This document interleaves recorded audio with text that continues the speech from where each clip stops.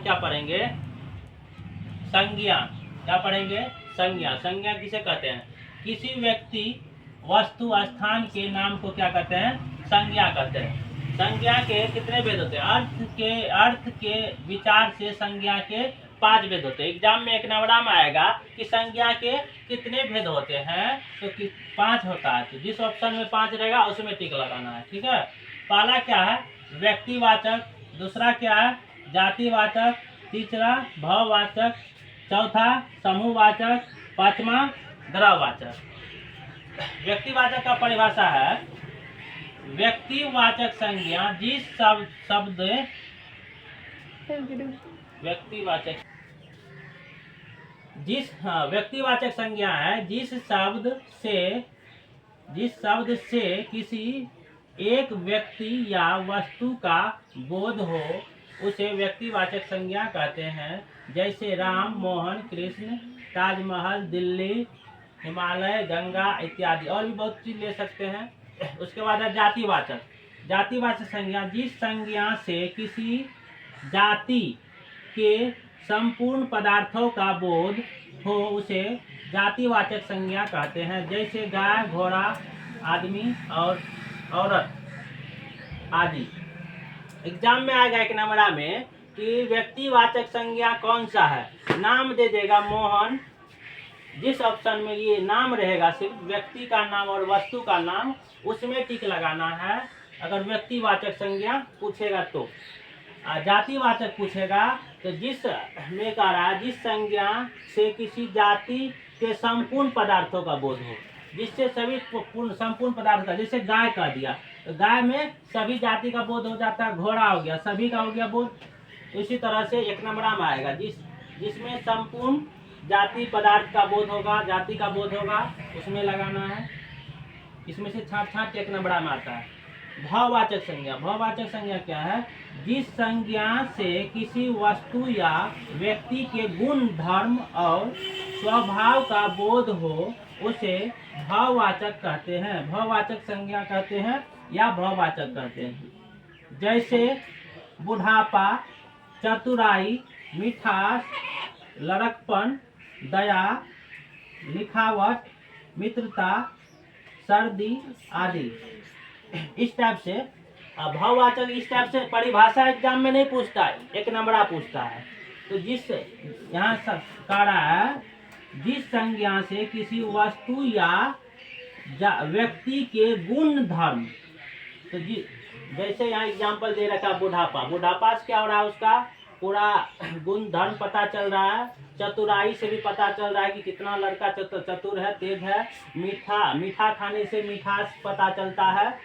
तो इस तरह से ऑप्शन में दिया हुआ रहेगा ये सब नीचे वाला। तो एग्जाम में देख लेना है, जो सही रहेगा वही। देखते हैं भाववाचक को हम किस तरह पहचान सकते हैं या किस तरह से हम बना सकते हैं। जिस शब्द के अंत में आई, ता, वट, हट, पान, पा आदि प्रत्यय को शब्द में लगाकर शब्द बना सकते हैं या शब्द को पहचान सकते हैं। जिस शब्द के अंत में ये रहेगा। अभी एग्जाम्पल दिए थे लिखावट, तो लिखावट में क्या था, वट लगा हुआ था। इसे हम पहचान सकते हैं कि हमारा क्या है, भाववाचक संज्ञा है। अगर हमें बनाना कहेगा तो उसके पीछे में ये सभी चीज लगा के बना सकते हैं। अगला क्या क्वेश्चन है, समूहवाचक। समूहवाचक संज्ञा है जिस शब्द से समूह या झुंड का बोध हो उसे समूहवाचक संज्ञा कहते हैं। जैसे सभा में बहुत सारे व्यक्ति बैठते हैं, एक से अधिक बैठते हैं, वो हो गया एक तरह से झुंड हो गया, भीड़ हो गया। मेला, भीड़, कक्षा, क्लास, कक्षा को ही क्लास कहते हैं, ठीक है। रूम है, कक्ष है, उसमें क्या 10 बच्चे बैठा हुआ है तो उसे भी झुंड कहेंगे, समूह कहेंगे। कहीं पे नेता सब आता है वहाँ पे बहुत सारे भीड़ आ जाता है, ठीक है, उसे भी हम लोग क्या कहेंगे, समूह या झुंड। या कहीं ग्रुप मीटिंग चलता है, लॉन मीटिंग चलता है, तो वहाँ पर भी क्या होता है, 10 महिला रहती है, 10 महिला का ग्रुप होता है, तो वो भी हो गया हमारा एक समूह। तो वो सभी क्या आ जाएगा, समूहवाचक संज्ञा में आ जाएगा। उसके बाद क्या है, द्रववाचक संज्ञा। द्रववाचक संज्ञा है जिन वस्तुओं को नापा और तौला जा सके उसे उसके नामों को द्रववाचक संज्ञा कहते हैं। इसमें एग्जाम्पल देने का जरूरी है नहीं था, फिर भी 2 दे दिए।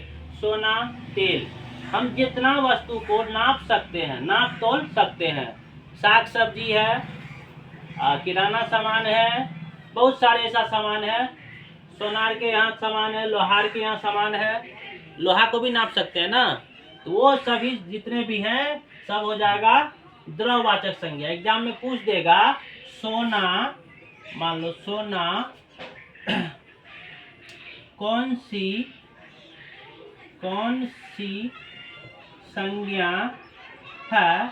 ऑप्शन में रहेगा द्रववाचक, दूसरा रहेगा भौवाचक, तीसरा मान लो समूहवाचक दे दिया। चौथा देगा सभी। क्या दे देगा? सभी। तब हमें पता है कि सोना कौन सा संज्ञा है, द्रववाचक संज्ञा की, भौवाचक संज्ञा की, समूहवाचक की, सभी संज्ञा है। तो हमें पता है जिसे हम नाप तोल सकते हैं वो क्या होगा? द्रववाचक। सोना क्या कर सकते हैं? नाप तोल सकते हैं। तो क्या हो जाएगा? द्रववाचक, ना कि भौवाचक, ना कि समूहवाचक। इसके अलावा ये भी पकड़ने वाला पॉइंट हो गया, जिसके अंत में ये लगा रहेगा तो उसे आराम से समझ सकते हैं, भौवाचक में डाल सकते हैं। एग्जाम में ऐसे पूछेगा, तुम लोग को याद करना इस टाइप से परिभाषा। ठीक है, रखो।